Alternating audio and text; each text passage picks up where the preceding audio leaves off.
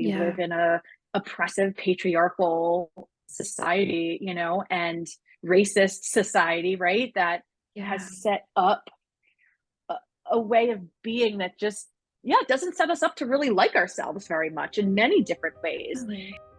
We have fed a narrative that our bodies should reach maturity and then mainly stay the same. Or if it does change for a societally accepted reason, say pregnancy or injury, it should bounce back after. But actually, bodies do change and grow throughout our life. But because of the messaging around us, we can be made to feel this is wrong and to fight against this change, feeling shame and distress around our bodies changing.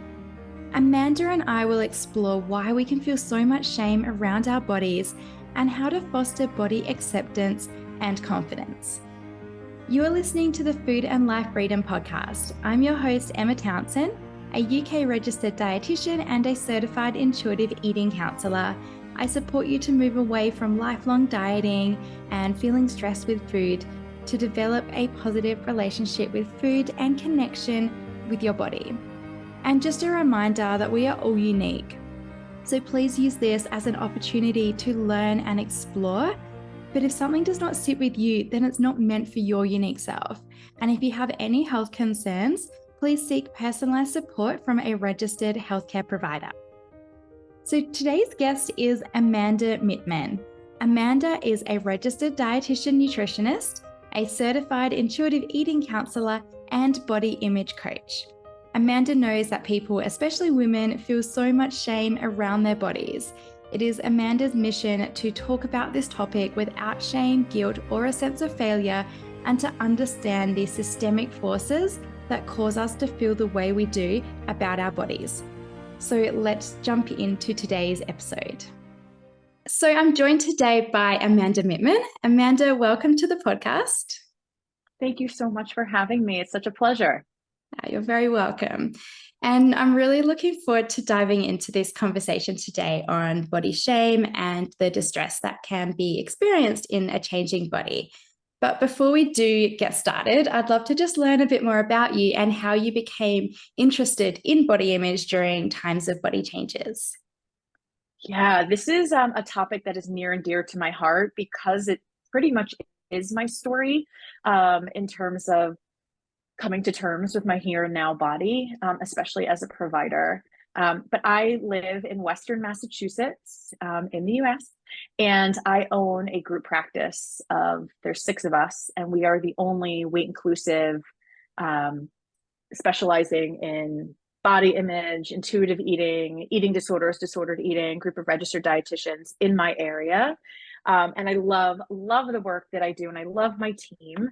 And in addition to that, I own Bitchin' Body Image RD, and that was kind of born out of this desire, out of healing my own or working on healing my own body image to help other dietitians and clinicians gain more confidence in having body image conversations with their clients, because I think a lot of us dietitians and health professionals are just really scared to have those conversations with our clients. Yeah.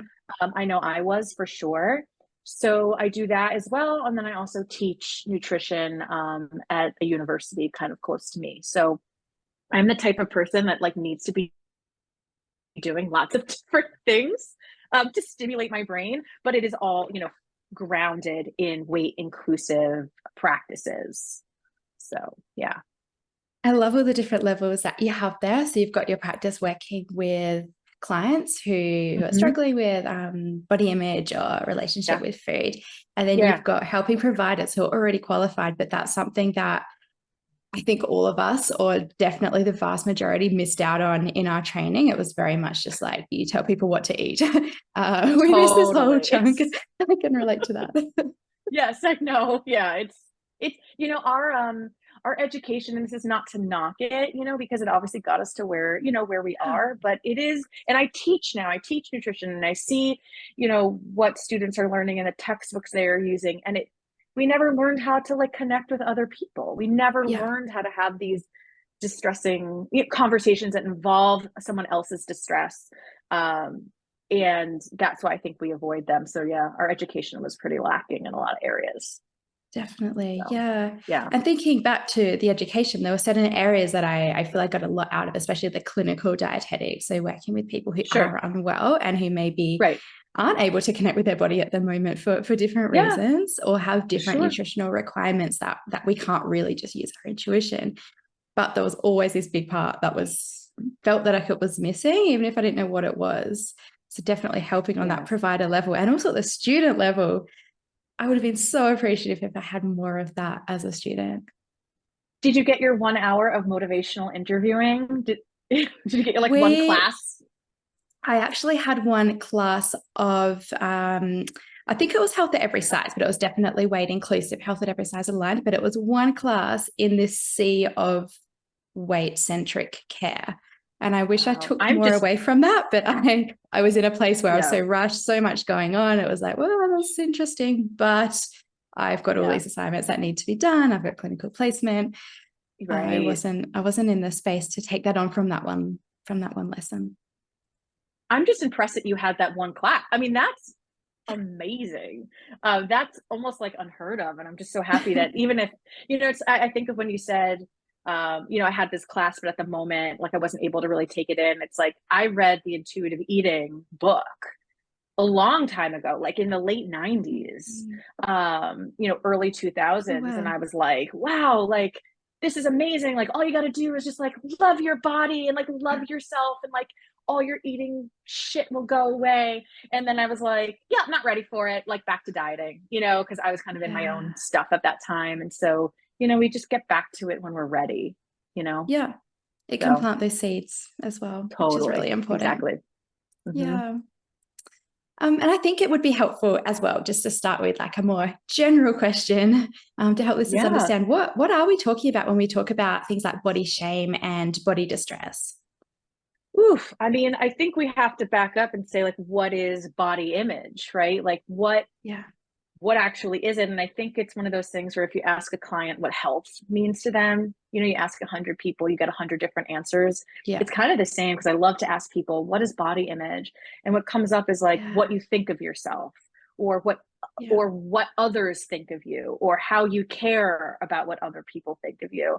And there's a lot of, yeah, it's how we view our body kind of as we go through life. There is a behavioral component of it, right? So Yeah. if we're experiencing, and I say body image distress, you could say poor body image, negative body image, bad, however you want to say it.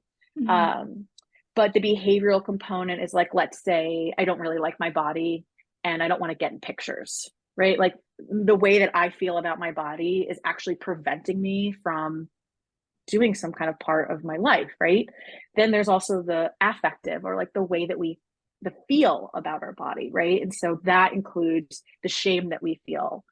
Yeah. Um, so there's it's very complex, very dynamic. It's not, and I'm sure as you know, it's not as basic of like I like my body, I love my body, or I don't like it, right? Yeah. And we know that the forces that we live in shape our body, and it depends on our privileges. It depends on our background. It depends on the messages that we got from our surroundings as we were growing up. We Yeah. live in a oppressive patriarchal society, and racist society, right? That has Yeah. set up a, a way of being that just, yeah, doesn't set us up to really like ourselves very much in many different ways. Really. And so when people come to me, quite often they haven't like pulled any of this apart yet, and they just know that like I Yeah. hate my body, I hate the way I look, I hate that my body's changing because it just does. That's just what bodies do, and we're not prepared for it. Yeah. So again, there are so many different things that kind of go into how we look at our body, and so for me, body image distress is just the feelings, the difficult, uncomfortable feelings that we get when we think about our body or we Yeah. experience the world with our body that feels hard. Yeah.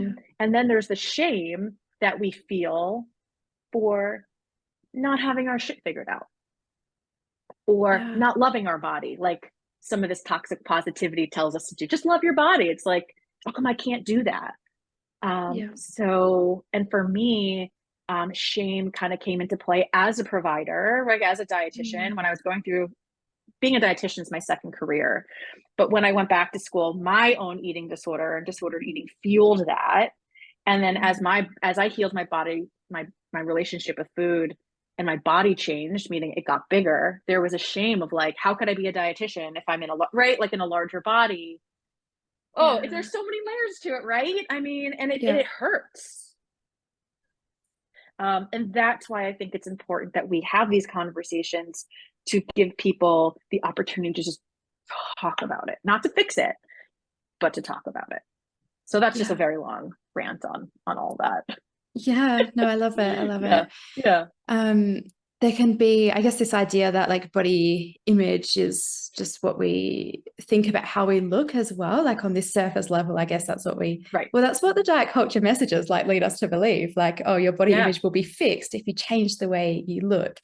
And of course, when Right. we have messages that tell us being in a larger body is going to make us less worthy, less valued, less accepted, of course, Yeah. changing the way we looked is going to probably have some impact there. But Mm-hmm. what are we doing to change the way we look? It's not actually completely in our control to shrink our body to fit these societal ideas as well. And it's really A these hundred thoughts percent. we're having. Yeah, like these thoughts that are in our head or these beliefs that have come from Yeah. these messages Yeah. that are really forming that picture of how we feel about our body and how we feel in our body. Yeah. There's a lot of pressure. And what you Yeah. said about, being in a smaller body and thinking like, yes, we could then once we're in a smaller body, our relationship, or we're going to feel better, right? Like our Yeah. body image is going to be healed. I'm very honest and open about my story and like my journey, because I think, making your mess your message can be really Mm. helpful. But when I was in a smaller body, I and years ago, I thought that that was the answer to everything. I was Yeah. miserable. I still thought my body was awful. Still, right? And my mental Yeah. health and my world shrunk, right? Because all I could do was think about like, how could I make my body keep it small, right? Yeah. Fast forward, now I'm in a body, I'm in my 40s, I'm a perimenopausal woman. My body has changed. My body is larger than, I mean, I probably exist in a body that younger me would have been like, this is not okay. I'm in this Yeah. body, and my mental health in terms of body image is so much better. My world, like I started my business, right? Like my world exploded. Yeah. And I really feel like because I gave myself the space, right? My life is now fuller in a body that I always feared. And Yeah. so that just kind of goes to show you that, and I'm not saying like body image is all in your head, you're like, not that, but like it is a mindset kind of thing, Yeah. in a way that, how do we help people accept, work towards acceptance of their here and now body so that they can spend less time thinking about their body, so that like Yeah. they can go out and like live their lives. That's the whole point, you know? Yeah. Yeah.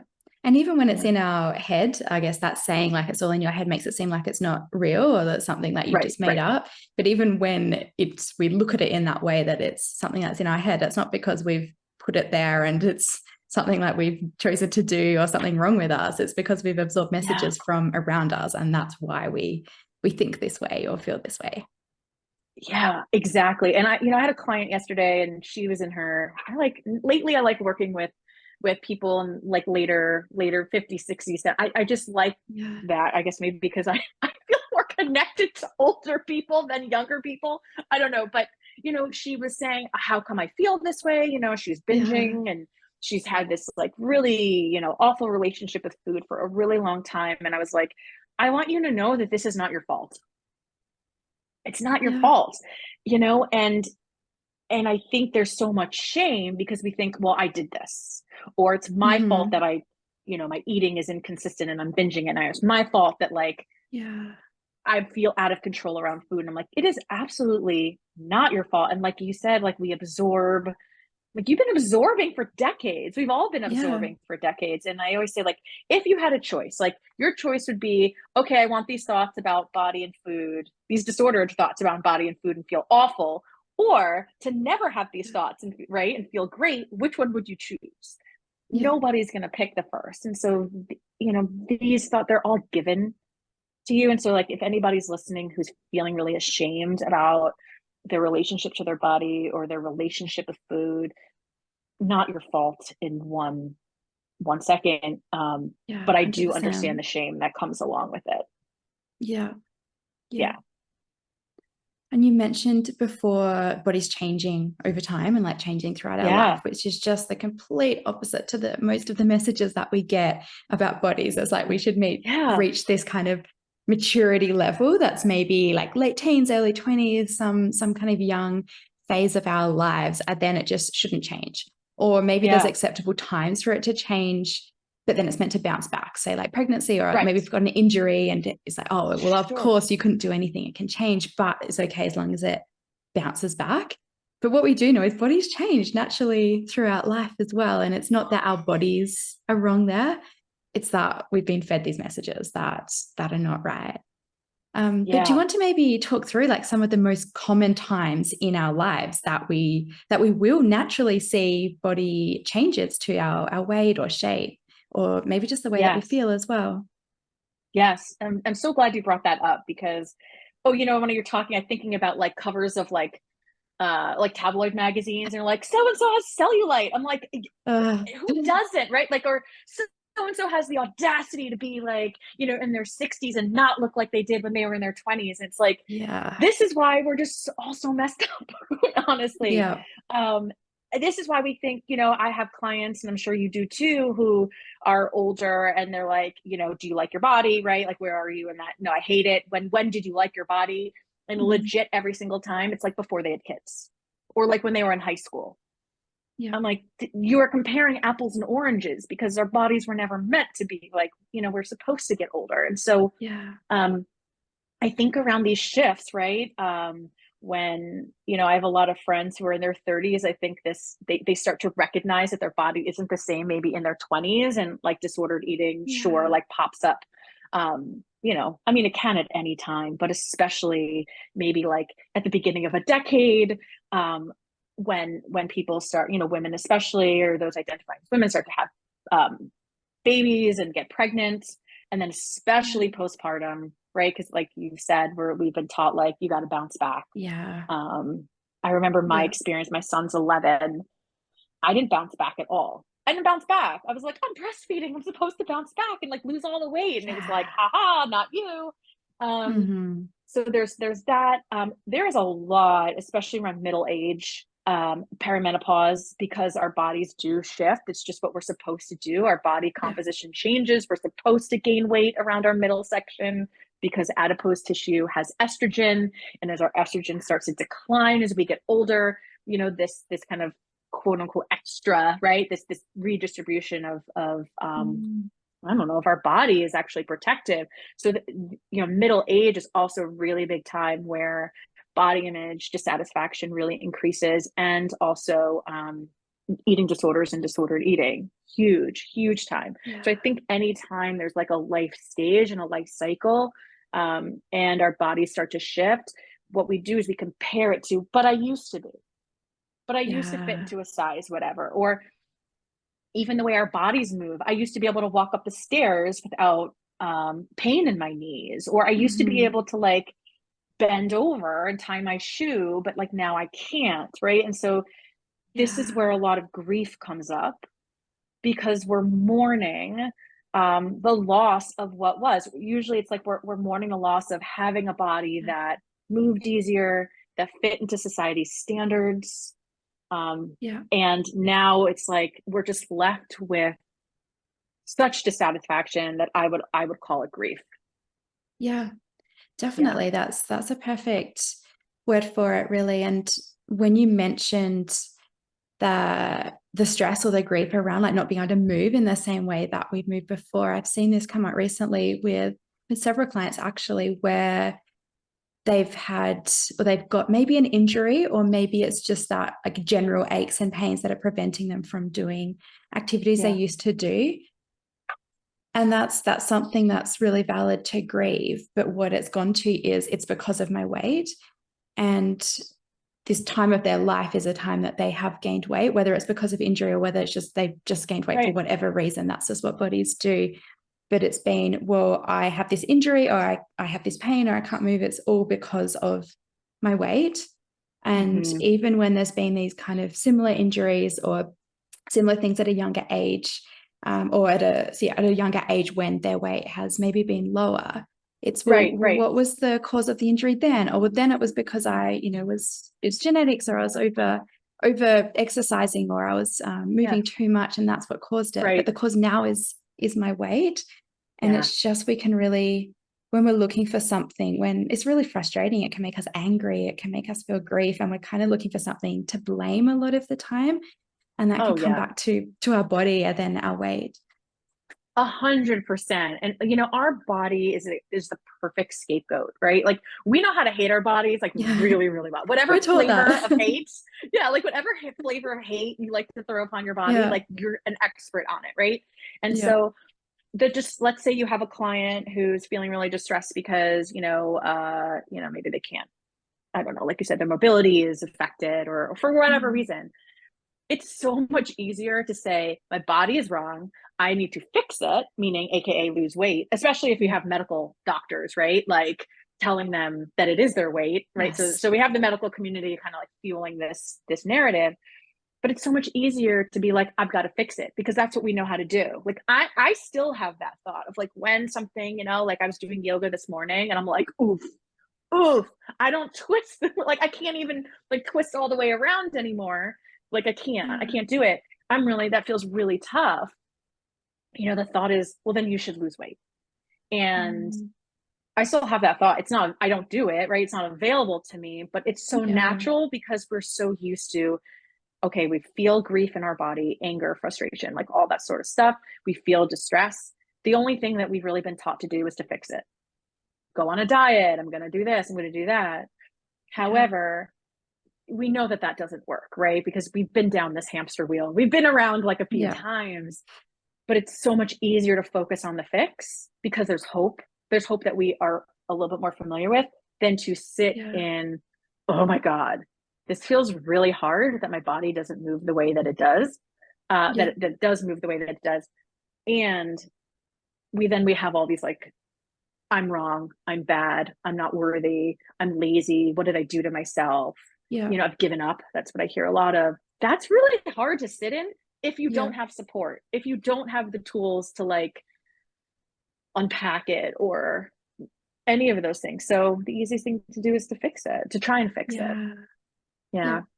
And you mentioned before, like people's, maybe their doctor or a surgeon, if it's in the case of injury, Mm-hmm. can reinforce these messages that, like, yes, it is your body that's wrong. And yes, it's your weight specifically. I've actually seen that pop up quite a few times, Oh, yeah. which is really, really sad. It's just reinforcing the messages that we've already had to feel shame and distrust our body. And these messages come from all over as well. Like they're not just from our medical community. Yeah.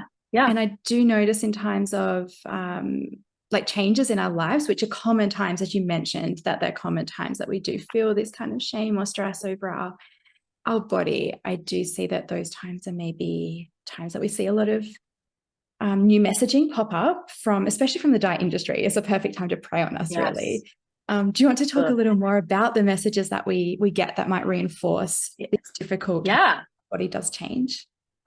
When you were, yeah, I was just thinking about a client that I saw a couple of days ago, and I had been working with her a couple of years ago for a while, and then she got busy, but she recently came back to me, and the reason is she's getting married, and she needs, right, and so like think of all the diet culture awfulness that is put on brides to be or people getting married, the pressure to like, she went wedding dress shopping and it was like awful, like, it was so triggering for her and just Yeah, like really brought up all the body image stuff again. yeah, And oh God, just, you flip through a magazine, and even if you do see kind of plus size or larger bodies, they're proportioned in that kind of maybe hourglass way.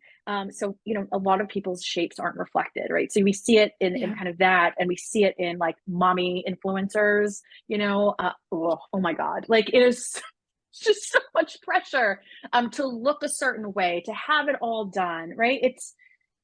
It's so awful. I mean, what I see too for some of my clients that are, again, a little bit older is lose the belly fat, right? And they see these influencers, especially on social media, of like, just don't eat these foods or intermittent fast, or and the messaging in all of it is, you are wrong. Your body Yeah. is wrong. It should be conventionally looking like this. And if you Mm. don't, what the heck are you doing? You need to be working on yourself. Like, why aren't, Yeah. and if you're not working on yourself, um, you suck pretty much. Like your Yeah. willpower, I'm sure you hear that a lot from your clients too. Like, I don't Mm. have, what's wrong with me that I don't have like the willpower to like go to the gym and like exercise so I can lose weight for my wedding. Like, oh God, oh, Yeah. just like hugs, Yeah. So Yeah. yeah, And that yeah, idea of willpower, it's really just that we're human and our body has these really strong drives to get its needs met. And yeah, ideally, we want it to have those really strong drives. But when we're trying to fight against it and to yeah, deny these basic needs, and then our body's fighting from the other way, we want our body yeah, to win, really. Even if we don't, because of the messages we've got, if our body's not winning, yeah, we're going to keep sinking into deeper yep, problems, things like eating yeah, disorders, and things like that. So we really want our body to win, even if we can't see it in the moment. But that's, I think, my understanding when people use willpower is it's this like my body is winning rather than I'm winning, mm, and that's a yeah, failure. yeah. And also like winning, our bodies wanting to win, like it's probably not what people expect, right? And so like in our Yeah. mind, if I'm winning or my body is winning, it means that like I'm smaller, right? Or I've lost the weight. Yeah. But as I said, Yeah. like my story for me, my body winning and myself winning is actually being in recovery and healing, my Yeah. relationship with food and my body and having a larger body. That is actually winning. And so, and Mm. again, this concept of willpower, again, to go back to this client who's like, how come I can't get myself to go to the gym? And I'm like, because there's something really smart inside of you that recognizes that Yeah. movement is really tied to weight loss, and manipulating the size of your body, Yeah. and you don't want that. She doesn't want to lose weight, she just wants to feel better in her body. And I'm like, wow, how cool is it that your brain and body were saying, we're not ready to go back to the gym yet because we haven't figured this out, we haven't untangled it.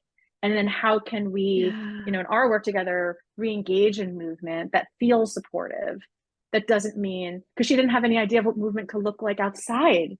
And so it's not a will. I'm Yeah. like, we think it's a willpower thing, but there's no. Like, this is really smart. This is like Yeah. freaking brilliant. Yeah. And that, I think, same with when you work with your clients, our goal is that like people aren't so hard on themselves and see like there's not a failure. It's just actually Yeah. a lot of times just protective. Yeah. Yeah. Yeah.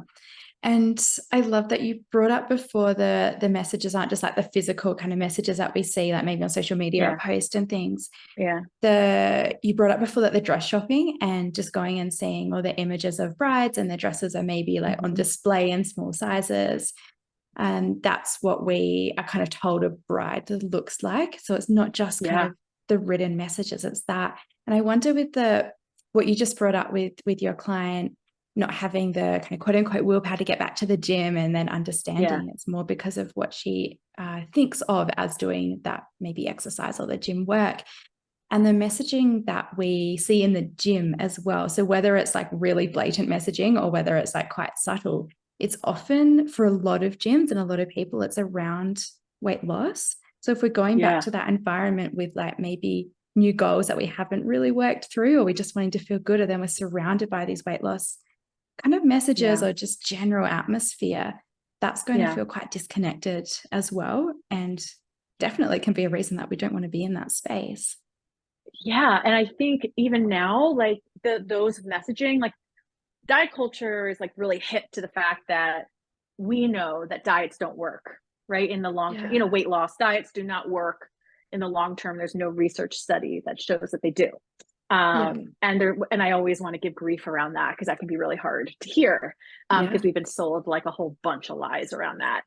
Mm-hmm. And because, the companies right know about that, it's like they're getting really sneaky. So for instance, Noom, right? Which I don't know, you know, Noom is I kind of get like the those ads pop millennial. up. Yes. Yes, I know. Because when you work with people around nutrition and you like type in or like, I'm doing this diet, and I'm like, oh my God, I'm going to type this into my browser and I'm totally going to get weight loss ads now. But like, Yeah. okay, we're going for it. So like Noom, which is like a millennial, you know, Weight Mm. Watchers. Weight Watchers isn't Weight Watchers anymore. It's WW. Yeah. Um, the messaging is like, it does tie back to body image because like we want you to feel like beautiful or like love your body, or you know, we help you feel strong and powerful. But if you look at who the messages are coming from, so often there's no representation, there's no body diversity, Yeah. and it's coded for weight loss. Yep. And so, you know, Christy Harrison put out her book. Well, she has Anti-Diet, which I love, but then her second book, The Wellness Trap, talks all about that as well, of like how sneaky wellness is. And it's Yeah. saying, well, we're going to help you in your body and whatever, and like fair. And usually the really hidden like bottom line is we're going to do that by helping you lose weight. And Yeah. so it's no wonder that people feel really like icky in gyms. They don't feel like Yeah. safe spaces or other online platforms, you know, especially around movement, because it's just so insidious. And I get caught up in that stuff too, you know, like Yeah. wellness culture and things. I'm like, oh, this looks good. Like, um, you know, but then you have to sit back and like actually put my critical thinking hat on, you know. Yeah, definitely. And I think Yeah. they can be so tricky to navigate. I think when I started seeing like the Noom ads was actually when I was going through training for intuitive eating. So I was just Mm, moving to a non-diet space. Like I'd kind of recognized the harms and yeah. was moving over. But there's always that period of really wanting to do non-diet work, but still not being quite there. We're still learning and we're Sure. still kind of saying, but Absolutely. why is it really so harmful if some people want to lose weight? And in this kind Yeah. of messy period, and it's actually really difficult as a provider who's been trained and worked in this weight-centric environment and Yeah. diet culture for so long as well. And these Noom ads are so clever in the way they like pretend that they're about not just weight loss, like it's will help you to feel good. It's all we're going to help you to feel good because when your body is smaller, Oh, it's better and it's more valued. But the way they market it is so clever. And they really, I think on the ads, they can, if you're not clued into really picking it up, they can make it yes. sound like it isn't a diet. They say we're about Totally. psychology. The psychology is Or about right, mindful green. eating. Yes, Yeah. yes. Yes. Psychology is Yes. like don't Yes. eat red foods, eat green foods. Like Right. Exactly. Exactly. and And yeah, you know, I have mindful a eating diet. for weight Okay. loss. Sorry. Mindful eating for, no, that's exactly, it's exactly right. And I know the term in like intuitive eating was kind of co-opted by Noom, and then the authors of intuitive eating Yes. were like really, really pissed. This is like a while ago. One of my dietitians who works for me worked for Noom. Like before she came to work Yeah. for me, Yeah. she, you know, because, you know, we're all, when we learn how to be dietitians and nutritionists, like we're all taught from the weight centric way, and we graduate, and pretty much all of us, that's how we practice. That was me too. And then Yeah. we kind of figure out like, I don't know, like we get in that messy middle. Like I totally get what you're talking Mm, about. And then we kind of find our footing here. But yeah. my dietitian, she worked at Noom when she graduated her, you know, dietetic, you know, she got PNRD, and she was like, yep, they, you know, how they promote, like, they're all about wellness and whatever. She's like, no, Yeah. no, they were all about weight loss. And Yeah. um, she just had like awful, awful thing. And she put stuff on her Instagram. She has like stories about how awful they Wow. were, because they know that if they said, you know, we'll help you lose weight, you know, people don't want to sometimes admit that because dieting isn't necessarily cool anymore. But like Yeah. caring about your health is, and like feeling better, everybody wants to feel better. Who doesn't want to feel Yeah. better?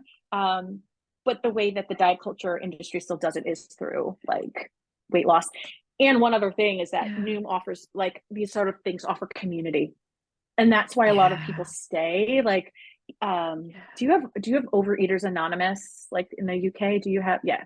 So Yeah. that can be, you know, that's the whole probably other podcast episode. But Mhm. I've had a lot of clients stick with OA, not necessarily because they want to heal from what they've, you know, their restrictive kind of way they look at food, but the community they want to lose Yeah. and the camaraderie around this. Yeah. So it's just, it's hard to kind of contend with that sometimes. Definitely. And I mean, it's a whole other topic as well. But when we look at moving to intuitive eating, a lot of people are doing that from a space where their friends and family are very still within diet culture and still have those beliefs. So they can feel very alone moving away from that and alienated from conversations and events because they're doing it now on their own. And it's moving away from a community for a lot of people, which is really, really hard, even if we know the community, even if we've realized that community is causing us harm. Yeah. I mean, I know for me, weight being, weight loss, health, like that sort of thing, was my identity in my 20s, and when I went back to school to be a dietitian, it was fueled by my disordered eating because I'm like, oh, I know how to be healthy. Like I'm great, I know how to tell people what to do. And when I shifted away from that, years and years later, like a decade, 2 decades later, but like years later, it was sad. It was lonely. And I think a lot of people stop, a lot of clinicians stop doing this work because it feels really lonely. And that's why it's so important to like connect with others and have groups. And especially for people who are not clinicians, but are embarking in intuitive eating, and healing their relationship with food. You can't do it by yourself. You can't. I mean, you can, sure. I mean, you can, but having other people alongside and people to talk to is so important part of the journey. Yeah, it really is. And you mentioned for providers as well, just having connection with others who are doing similar work or in the non-diet space. I don't have to also be, a dietitian for dietitian. There's so many other healthcare providers in the space as well. Yeah, absolutely. Yeah. Absolutely. I'm wondering what maybe your advice would be for someone who maybe they haven't been through kind of body changes that have caused distress yet, but we're all surrounded by these messages. And in that way, a lot of us can be at risk of developing body distress or body shame. What would be some advice for someone to maybe just protect themselves so that they can feel more confident in their body for maybe changes that their body does go through? Yeah, that's a great question. I would say the first thing is don't put pressure on yourself to love your body. Yeah. I mean, I do this work for a living, I kind of consider myself a body image coach, and I certainly do not love my body like at all times. And honestly, like, would I say I love it? The answer is probably no. So instead of kind of having your goal be, I gotta love my body, especially as it changes, can we change the narrative to like, and whatever word works for you, but like, can I respect my body? Can I show my body kindness? Meaning like, I might not really like my body today, but like, I'm still going to feed it, or I'm still going to stretch today. Right. So really changing the expectations of how you're going to feel around your body, especially at all stages. So can we switch the narrative? Body love is never the goal, no matter what like marketing and advertising tells you. We just want to get you to body, kindness, respect. And if you're in a stage where you even don't like your body, if you're in body hatred, can we at least just move you into dislike, right? Like it's a continuum. So that's the first thing I would say, just manage your expectations.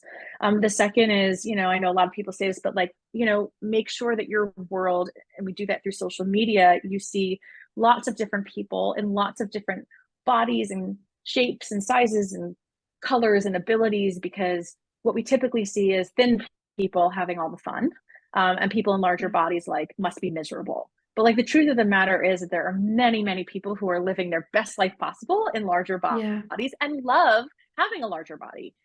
So I think it's really important to stretch that out, and to see that, because then that can be really helpful.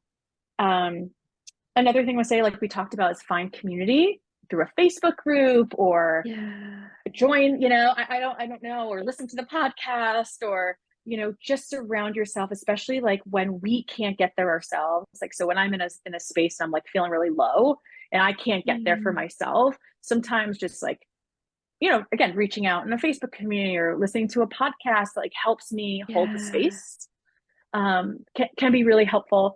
And I guess the last thing I want to say is that there is no like cap and gown graduation of like, woohoo, you love your body. Like you've done this body image thing, woohoo, like here you go. And now you're going to live like happily ever after. It is not a straight path. It is a very winding road. And no matter where you are, there's always going to be distress around your body. There's always going to be grief Yeah. at different points, and that is normal. So I think Yeah. the shame gets piled on. We're like, but I've done all, I'm sure you hear this from your clients who do intuitive eating, but I've come so far. Like, I Yeah. shouldn't feel this way around food. I shouldn't feel this way on my body. It's like, yeah, you got a body living in diet culture land and you're swimming in a toxic soup. Like, of course. And so the work really Yeah. to do is to develop um, coping tools and support so that when you're in this grief or this distress, that it doesn't completely take you under, Yeah. that we can acknowledge it, Yeah. have compassion around it, and do things to help us kind of move through it. So Yeah. I yeah, love those tips. And it's definitely hard. working on, yeah. I loved when you mentioned body acceptance over this idea that we have to love our body. It Yeah, just really opens up space to be able to do this work. Because if we're in a place where we, as you said, are really hating our body right now, it can feel like, whoa, I can't do that work, or I can't work on right, improving my relationship with my body and food because I hate it. So how can I right, care for it and look after it? But when we kind of separate that, and the goal isn't loving ourselves, or the goal isn't having to even accept ourselves before doing that work, we can actually work on our yeah, relationship with our body before we even stop hating it. Because you mentioned things totally. like our self-care and like the way that we can care for our body. We don't have to like our body to be able to do that. Yeah. Yeah. And sometimes, we were talking before you started recording about, and I Yeah. love that you said this. And I was like, oh, how's the podcast, recording? And you're like, yeah, we don't start things when we're 100% ready. We just go and do Yes. them. And I love that Yeah. because I'm like a recovering perfectionist. And for me, I'd like want to like know everything before I got started. And I just love what you Yeah. said because if we wait until Yeah. we know it all or love ourselves or do Mm, whatever, we are not going to do anything. Like we're not going to get no. anywhere. And I think that just comes from like the patriarchy, that comes from hustle culture of like you've got to know it, Yeah. you've got to do it. And I also want to say if you're someone who is struggling with distressing body image and you still want to lose weight, that's okay too. Like we Yeah. especially like when we talk about intuitive eating, when they say like put weight loss on the back burner, I actually like don't say that ever because I get what they're saying, but like how could you not want to lose weight? How can people not want to lose Yeah. weight um based on like everything we talked about? And I want to Yeah. talk about that. So it's okay to still have that desire. I like if someone said Yeah. like whoosh, let's like, make everything go away and you could maybe have a smaller body and like what I'm like, oh, okay. Like who Yeah. wouldn't want it? Because having a changing body just is hard. It can be. Yeah. So, yeah, that's just kind of what I wanted to say. Is like it's okay. You're not failing, and there's no shame if you still have thoughts of like, I've been doing all this work, I've been showing up to session, and I still have this desire to lose weight. Like, it's okay. We're Yeah. not going to judge you. Like, we get it. We get it. Yeah. Yeah. And considering the messages that we have around us, that's so natural. It's so natural to Yeah. still have these thoughts. And I like to think of like our thoughts, that when our thoughts are really strong, they become like beliefs. They become something that we can't see that there's another way. It feels so, so, so true. And these thoughts Yeah. that we have and beliefs, they're influenced by the messages around us. And these diet culture, weight loss messages are so strong. So of course, we're still going to have these thoughts. And there's Yeah. ways that we can weaken these thoughts and bring in new thoughts as well. But even when these like unhelpful or unsupportive thoughts and beliefs pop into our head, we don't have to act on them. We're allowed to have these Hmm. thoughts and beliefs without actually acting on them. So we're allowed to Right. still say, oh, right now, I just wish I could lose weight and not have to deal with our world stigmatizing me and um, Yeah. these difficult things in our world, maybe the doctor appointment coming up, I don't want to have to deal with that in a larger body. I wish I could lose weight. We're allowed to Yeah. have these thoughts while still being able to learn to navigate and acknowledge, Yeah. actually, that's not going to help me. I've learned from my past Yeah. experience. I'm going to just sit with that thought and let it go. That obviously takes some practice. And Yes, I love that. Like we don't have to fuse with them. And I was talking to my friend or my client who was trying on the wedding dresses, and she was like, "Oh my God!" I was like, "Well, first of all, this is like your first time doing it. She has more appointments, and like next time you do it, let's just expect that these thoughts around your body are going to show up. And so like, you know what we should just do? Let's just pull it a chair to the table, right? Because they're like, can we welcome them in and say, I hear you. There's a need that's not being met. I get this part feels really scared and threatened and is trying to protect you. And so let's just form a different relationship with these thoughts, because sometimes when the thoughts pop up, we're like, oh no, I shouldn't be having these. Like, these feel really scary. It's like every time you like open up the fridge, or like every time you're going to go to your try on your wedding dress, go to another appointment, there's going to be these thoughts there. So like, let's pull it up a chair and just like talk to it and just, say, I get it. You're here. You feel really scared. I feel really scared too. And I'm still going to do it anyway. Yeah. I was going to ask you next what someone might be able to do if they're currently experiencing this shame or distress, but I think we've just naturally shifted into answering morphing them anyway. But are there any other maybe like tools or ideas that you have, or ways that we can cope and build confidence in our body when we're already in that really difficult place? The thing that came to me is we talked about like scaling, so scaling is when you check in with yourself and see how you're feeling at any kind of given moment, right? And so we could use this with body image. So let's say you're like not having a great body image day and you're trying on clothes from last season, right? Because now it's changing seasons where I am and it's getting colder. And we're taking out the clothes that we wore last fall and we're trying them on, right? And let's say that's you, and you start trying them on and like your body image starts to tank, right? Or you're feeling like really distressed. One of the things that we can do is just scale it, and like, okay, on a scale of 1 to 10 or 1 to 5, 1 being like, I am cool, like this is great, and 5 or 10, whatever you do is I'm so activated, this feels so hard, is to check in and be like, how are you doing, right? Maybe we check in before we try the clothes on, or before we see family that we feel uncomfortable with. And if the distress is like, let's say we have a scale of 1 to 10, if you're at a 6 or above, that means you're pretty activated. That means your nervous system is probably like a little on fire. So we don't do it, right? We just stop. Like, so in trying on clothes, we'd be like, all right, we're good. We're going to like not do this anymore. We will continue at another time. So it's kind of protecting ourselves. We don't have to deal with it if it feels too distressing. And so what my coach and mentor says to me is like, take that, put it in a box and put it on a shelf. And like, we can always take down your distress later. Like we can always pick that up and talk about it later. So really just checking in with yourself. How are you feeling?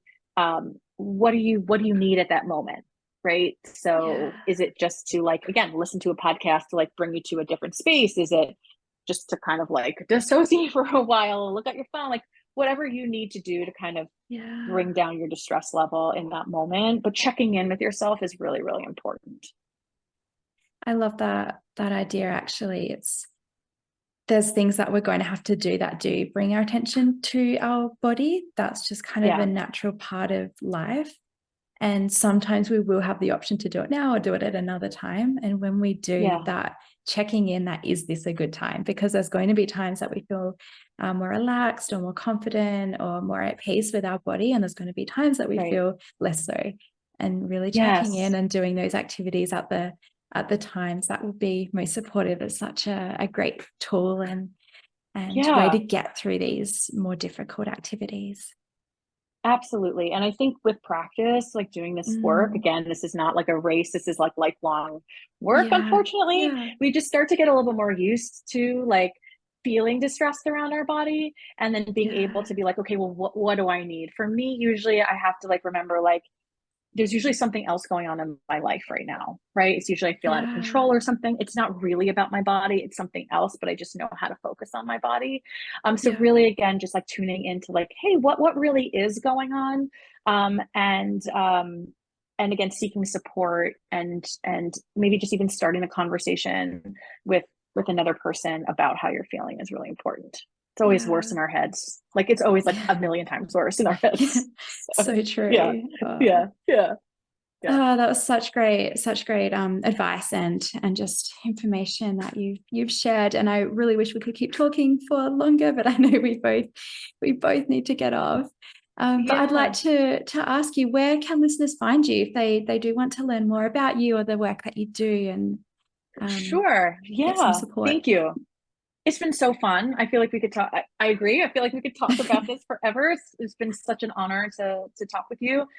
So if you're just interested in learning about my private practice and also like my story about like who I am and how I came to be, you can find that at happyvalleynutrition.com. And in terms of my bitch and body image RD, which is where I, help other clinicians talk about foundational body image skills. That's through Instagram, and that's bitchin, BITCHIN, body image RD, and that's on Instagram. So that's kind of where I do all my stuff. Lovely. And I'll put those in the show notes as well so that they're Thank you. written out if that helps people as well. Great. It's been so lovely, Amanda. Thank you so much for joining me and for this conversation. I've really enjoyed it. Thank you. Yeah, thanks, Sam. I really appreciate it.